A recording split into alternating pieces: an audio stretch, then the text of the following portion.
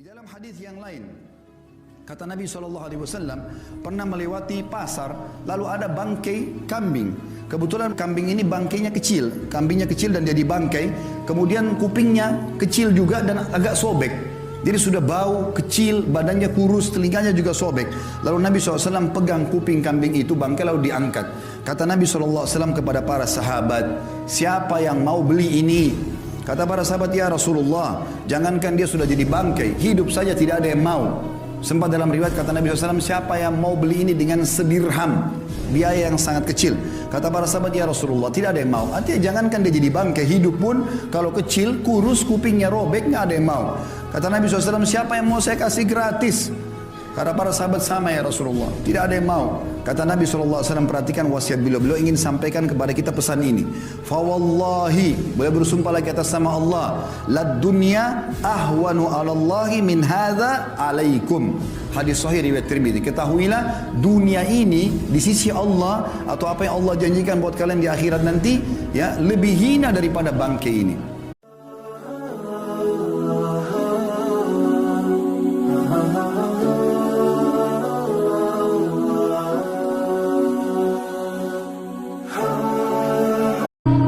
Saudaraku seiman, dunia ini kita lalui, nikmati yang terbaik, tapi jangan sampai berlebihan.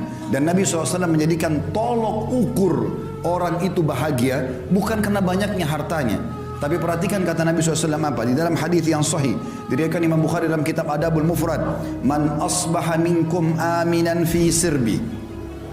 Siapa yang tiba pagi hari dalam kondisi jiwanya tenang, mu'afan fi jasadi, jasadnya sehat, indahu qutu yaumi, dia punya makanan yang dia bisa makan untuk hari itu, faka'annama hizat lahud dunya, ketahuilah dunia telah dia kuasai.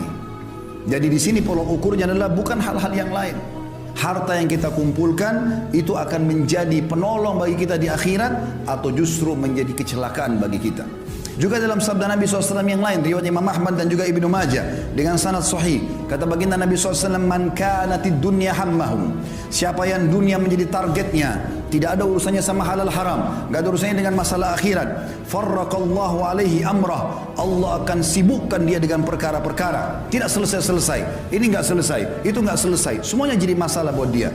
Wa ja'ala faqrahu baina ainai, Allah jadikan kefakiran di depan matanya, biar mobilnya mewah, rumahnya mewah, segala macam ada, tetap dia merasa tidak pernah puas. Walam ya'tihi minad dunya illa ma kutibalah, dan tidak akan sampai kepadanya urusan dunia ini kecuali yang sudah dicatatkan baginya. Wa man kanatil akhirah niyatuhu, siapa yang akhirat menjadi niatnya, targetnya, dunia dia tunggangi untuk ke sana, setiap kali dia membantu orang targetnya untuk akhirat, dia melakukan ketaatan, apa saja semuanya untuk akhirat, jama'allahu amrah, Allah akan selesaikan urusan-urusannya. Wa ja'ala ginahu fi qalbihi, dan Allah jadikan kaya di dalam hatinya sehingga selalu dia merasa puas. Wa atathu dunya wa hiya ragima, dan orang seperti ini dunia akan datang mengejarnya dalam kondisi terhina. Dalam pepatah dikatakan, siapa yang kejar akhirat, dunianya akan ikut, dan siapa yang mengejar dunia, akhiratnya akan luput. Saudaraku seiman, Nabi SAW juga mengingatkan kepada kita, yaqulu ibn Adam, dalam hadis sahih riwayat Imam Muslim, anak Adam banyak berkata, mali, mali, hartaku, hartaku, kapan proyekku bisa tembus, kapan aku begini, dari proyek ini ke proyek itu, tanpa memikirkan mana halal haramnya. Wahallaka ya ibn Adam min malik, apakah kau sadar hai anak Adam, kata Nabi SAW, sesungguhnya hartamu illa ma akalta fa'afnait, sesungguhnya hanya dalam bentuk makanan lalu akan habis. Au labista fa'ablait, atau kau beli pakaian lalu kemudian punah juga. Au tasaddaqta fa'amdait, atau kalau kau cerdas kau akan sedekahkan maka beruntunglah kamu. Ali bin Abi Thalib mengingatkan kepada kita dalam riwayat Bukhari, beliau mengatakan irtahalatid dunya mudbirah, ketahuilah dunia sudah meninggalkan kita, umurnya dunia makin sedikit. Sudah banyak orang sebelum kita meninggal dunia yang jauh lebih hebat daripada kita. lebih banyak idenya, lebih banyak keturunannya sebagaimana saya katakan tadi. Wartahalatil akhirah muqbilah, dan akhirat sedang menuju kepada kita. Walikulli wahidin minhuma banun, kedua wilayah ini punya anak-anak. Fakunu min abna'il akhirah, jadikan diri kalian anak-anak akhirat. Wala takunu min abna'id dunya, dan jangan kalian tinggal menjadi anak-anak dunia. Fa innal yawma amalun wala hisab, karena hari ini di dunia bebas beramal tapi belum ada hisabnya. Wa gadan hisabun bila amal, tapi besok di akhirat akan ada hisab, tidak ada lagi kesempatan untuk beramal. Saudaraku seiman, di dalam hadis yang lain juga Nabi SAW mengatakan, kun fid dunya ka'annaka gharibun aw abiru sabil, jadikan dirimu di dunia ini seperti orang yang asing atau hanya sekedar lewat saja. Dalam riwayat lain, wa'udda nafsaka min ahlil kubur, dan selalu siapkan dirimu untuk menjadi penghuni kubur. Wa qala Ibnu Umar radhiyallahu anhuma, dan Abdullah bin Umar berkata dalam riwayat yang sama bersambung menanggapi hadis Nabi SAW, riwayat Bukhari, idza amsayta fala tantadhirus sabah, kalau kau tiba sore hari jangan tunggu pagi hari. Wa idza asbahta fala tantadhirul masa, kalau kau tiba pagi hari jangan tunggu sore hari. Wa khudh min sihhatika limaradik, maksimalkan masa sehatmu sebelum kamu sakit. Wa min hayatika limautik, dan selama hidupmu untuk persiapan matimu. Juga dalam hadis yang lain kata Nabi SAW, mali walid dunya, untuk apa saya mengejar dunia ini berlebihan. Ma'ana wad dunya, perumpamaan aku dengan dunia, kata Nabi SAW, innama mathali wa mathalud dunya kamathali rakibin dhalla tahta syajaratin thumma raha wa tarakaha. Sesungguhnya perumpamaan aku dengan dunia ini seperti seorang musafir yang kebetulan penat, capek, lalu kemudian dia pun duduk di sebuah pohon, kemudian dia akan pergi meninggalkan tempat tersebut. Ibaratnya ini bahasa saya, kalau kita seperti lagi safar dari Jakarta ke Surabaya naik bus, maka bus-bus itu mampir di rest area, di tempat istirahat. Maka ada orang yang cerdas, dia mampir sebentar lalu kemudian dia naik bus untuk melanjutkan ke tempat tujuannya. Tapi ada orang yang konyol, dia sengaja tinggal di situ, dia tidak ikut dengan busnya, maka terbengkalailah dia gara-gara tidak ikut dengan tunggangannya. Kita sedang menuju ke akhirat, dan dunia ini kita boleh nikmatin. Seorang muslim dibolehkan makan yang enak, karena Allah mengatakan halalan thayyiban. Halal boleh dan thayyib berkualitas. Bahkan kita dianjurkan menggabungkan antara keduanya. Kalau kita punya kemampuan, kita boleh makan yang halal dan kita boleh juga mencari yang thayyib. Bahkan kata sebagian ulama tafsir, andai saja ada makanan halal tapi tidak thayyib, seperti ayam halal, tapi dia sudah tidak thayyib karena rusak atau bangkai, tidak boleh dimakan.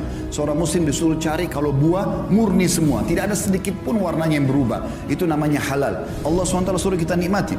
Kita boleh menikmati punya kendaraan, punya pakaian, segala macam. Nabi SAW punya 11 rumah, karena beliau berpoligami. Setiap rumah punya pembantu di istri-istrinya. Setiap rumah ada untanya. Nabi SAW menikmati itu. Tapi selalu sebatas ini hanya akan dilalui, bukan sebuah target utama. Syekh Utsaimin rahimahullah mengatakan, perumpamaan orang dengan dunia ini seperti dia masuk ke WC. Dia selesaikan hajatnya, kemudian dia akan keluar, tidak akan tinggal lama di sana. Teman-teman sekalian, Allah sedang menjanjikan kita sesuatu yang besar di akhirat sana. Allah ciptakan kita manusia untuk menjadi anak-anak akhirat, bukan dunia. Jangan tinggal di sini. Kita akan kembali ke sana. Semuanya kita akan kembali. Kalau di dunia ini Anda pernah makan makanan enak, minum yang enak, pakai pakaian yang bagus, lalu mungkin Anda pernah melihat pemandangan yang indah, badan atau fisik yang sempurna, paras wajah yang tampan, apa saja kira-kira yang kira-kira membuat orang kagum di dunia, maka perhatikan apa kata Nabi SAW. Perhatikan semua itu teman-teman. Bayangkan sesuatu yang paling besar yang pernah Anda lihat. Orang yang sangat tampan, orang yang sangat cantik, orang yang sangat sempurna secara fisik, kaya raya, punya mobil mewah, rumahnya mewah, segala macam. Bayangkan itu dengan pertemukan dengan sabda Nabi SAW. Beliau mengatakan apa? Tentang target kita di sana, akhirat. Wallahi, kata Nabi dalam hadis riwayat Muslim, demi Allah, Nabi enggak pernah sumpah kecuali penting sekali. Beliau mengatakan, wallahi, mad dunya fil akhirah illa mathalu ma yaj'al ahadukum isba'u hadhihi fil yammi falyandur bima yarja. Demi Allah, perumpamaan dunia dibandingkan akhirat hanya seperti seseorang di antara kalian meletakkan jari telunjuknya ke lautan, kemudian diangkat sama dia. Maka lihat apa yang ikut dengan tangannya. Di dalam hadis yang lain, kata Nabi SAW, pernah melewati pasar, lalu ada bangkai kambing. Kebetulan kambing ini bangkainya kecil, kambingnya kecil dan jadi bangkai. Kemudian kupingnya kecil juga dan agak sobek. Jadi sudah bau, kecil, badannya kurus, telinganya juga sobek. Lalu Nabi SAW pegang kuping kambing itu, bangkai lalu diangkat. Kata Nabi SAW kepada para sahabat, siapa yang mau beli ini? Kata para sahabat, ya Rasulullah, jangankan dia sudah jadi bangkai, hidup saja tidak ada yang mau. Sempat dalam riwayat kata Nabi SAW, siapa yang mau beli ini dengan sedirham, biaya yang sangat kecil.